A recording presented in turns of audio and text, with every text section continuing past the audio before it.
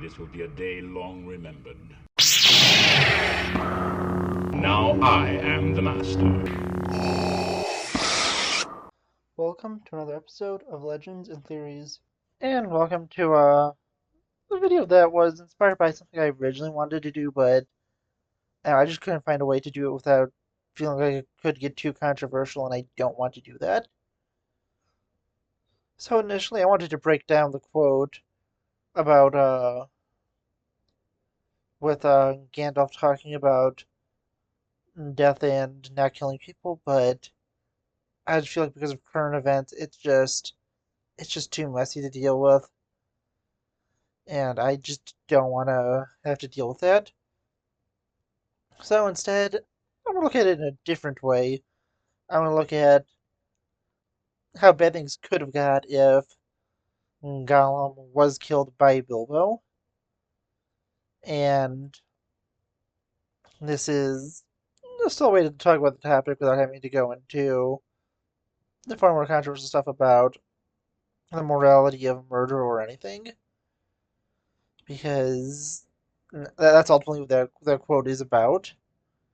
And, well, just considering how things are going right now in the world, I just do not want to talk about that because of how insane things have been.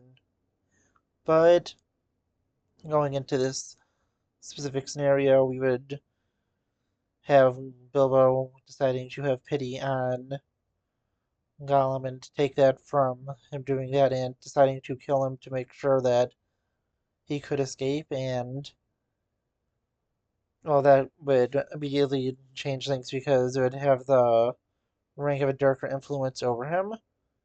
The fact that he did spare Gollum and the ring began its life with pity instead of murder like it did with Gollum would change things significantly.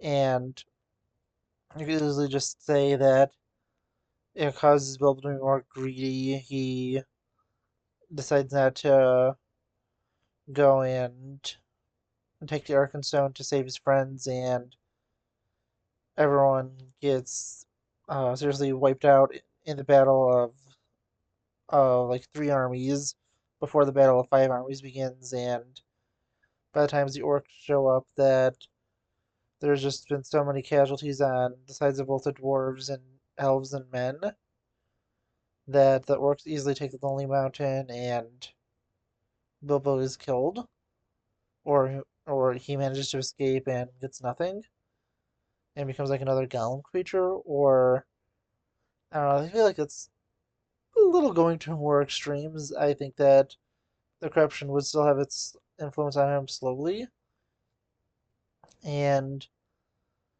he could still manage to get out of everything well with the Hobbit specifically, but it would cause a lot more problems down the timeline for Lord of the Rings.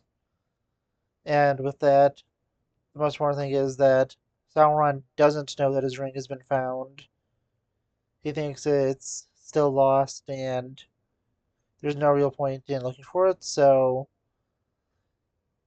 even if everything goes perfectly well, a lot of things are going to go really wrong. So first, assuming the story of Lord of the Rings and everything before it happens exactly the same, and Gandalf is still able to break Bilbo's hold over the ring, that just means Bilbo needs to go to the Grey Havens even more. But looking at Lord of the Rings, just in a so many different things could change in between them that I mean it's kind of ridiculous. So we're just going to assume The Hobbit and everything leading up to Lord of the Rings, besides anything involving Gollum, has happened. So I think Gandalf would still be suspicious. He wouldn't be able to interrogate Gollum specifically because Gollum is dead.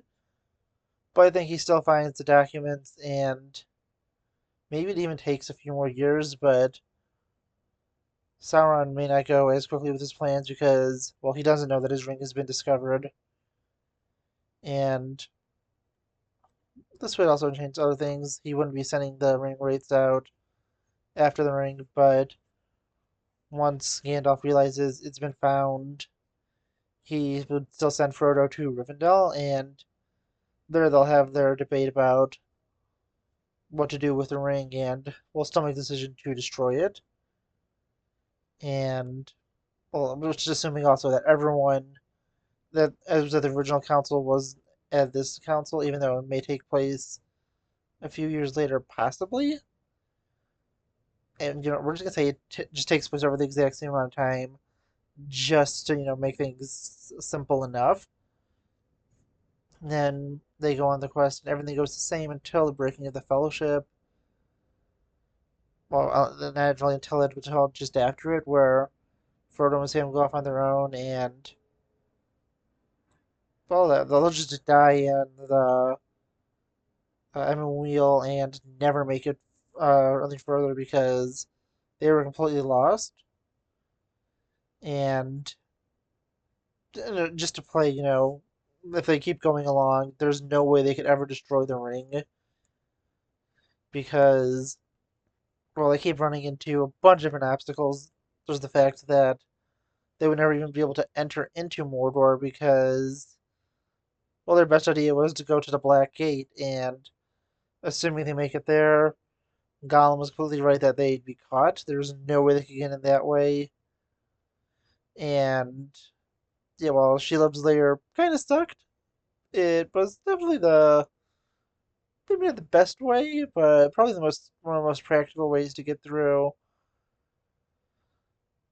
Besides, fully scaling a mountain, and you don't even know what the dangers are of that, since well, it's never really been fully explained. But even if they make it into Mordor, and they're in there, there's no way for them to destroy it because the most important thing is that even assuming the War of the Ring happens normally, which it wouldn't, because the most important thing is Sauron wouldn't attack Gondor immediately because Aragorn wouldn't be able to trick him into thinking that he has the ring and is going to claim himself as the King of Gondor. Yes, so he can still, trick Sauron into thinking he's going to claim the kingship, but he'd never be able to make him think he has the ring because, well, there's no reason for Sauron to think he has the ring since he still thinks it is lost. So their ultimate plan at the end to distract the enemies of Sauron wouldn't work, at least in the full version of it. I think Sauron would still send forces out, but he doesn't send as many. And even if he did, once Frodo gets there, he claims the ring for himself, and well, there's nothing Sam can do to stop him because Sam isn't going to attack his master, and he isn't going to kill him and push him in to destroy the ring. And then Sauron just sends a Nazgul. They take the ring from him, and well, Sauron wins. And yeah, honestly, I mean, as I said, there's just really no way that if Gollum is killed, even looking at all these hypothetical scenarios where best case scenarios happen, where Sauron still makes the same decisions, even though he doesn't have to fear the ring being used against him. There's just no way for them to ever be able to win without Gollum being with them, because it's ultimately Gollum slipping and falling in the books, or him taking it and getting in a fight with Frodo that causes him and Frodo to go over the edge that causes the ring to be destroyed. So there's ultimately just no real way for the ring to ever be destroyed because no one had the will to destroy it. At least no one in Middle Earth. And yeah, honestly, I mean it's bad, but it is ultimately because of Gollum that the ring was destroyed. But yeah, honestly, what do you think of this? Please let me know in the comments, and I'll see you in the next episode of Legends and Theories.